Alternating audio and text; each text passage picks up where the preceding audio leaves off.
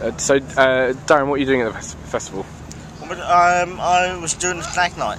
Stag night? Yeah. And who's the groom? The groom, well, he was a guy called Nad, and he's like left me about an hour ago or more. So I'm just out partying. Did I see you on a chain earlier? Yes. Getting dragged along? Yes. What was all that about? Well, that's what I do. I hang myself to the stag. I eat different characters, when it's a Smurf, Red Devil, Oompa Loompa. Are you an actor? I'm an actor. Right. Done TV and films. Yeah. And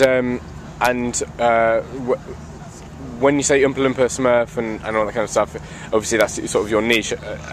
Have you found that sort of easy to get into or difficult to get into, or? Well, I used to do it for nightclubs in promotions. Right. And then when the recession hit, the promotions like cut back on us because we were too expensive. And then the stag nights just like picked up, so it's just been like continuous all the way through. So you're a friend of the Ned, or you're an employee? Well, I've already met him today, so. Oh, so he's hired you? No, well, not him, but his mates have hired me. Right.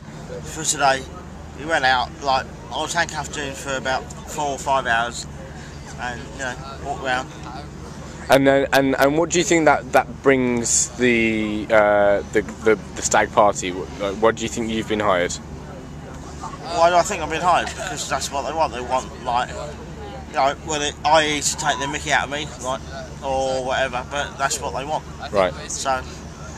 And what's your, if work is not going well in the acting world, what do you do to pay the rent? I do welding. I make metal gates and railings. Right. My spare time. Do you have up and down the country, or? No, just where I live in Surrey. Right. Yeah, right. Whereabouts in Surrey do you live? I live just outside Weybridge. Weybridge, okay. And are you here for the whole weekend? I'm here for tonight, and then tomorrow I go back. Right. How are you getting back? Drive back home. Right. After I have a clear head, do you have any special adjustments on your vehicle? Just raised pedals. Raised pedals. Like normally, I'm like body-wise, I'm the same. Just my arms, legs were short, so I just have raised pedals on the car. Right. So what would you term your condition? My condition? Well, achondroplasia, which is the main condition of dwarfism. But normally, if people want to refer to me, I like to be referred to as a dwarf, and that's it. Right. Because I mean, obviously, what we're doing is we're doing a documentary on the whole festival, and we've been interested because we've seen what I would happily call you a dwarf, yeah. But I would also be concerned that you might find that offensive. Yeah. I mean, there is a lot of PC going on. Like people say, "Oh, midget," or like all the. What's the correct term? What's the biological term again? Achondroplasia. Achondroplasia. Or achondroplastic.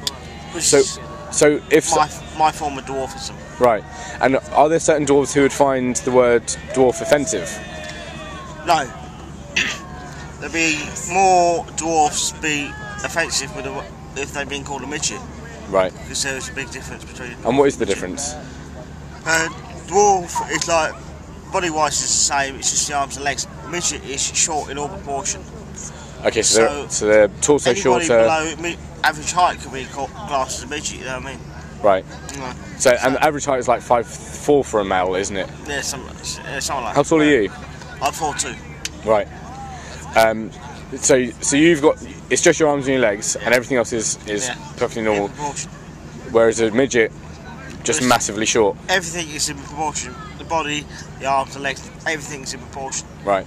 So. Brilliant.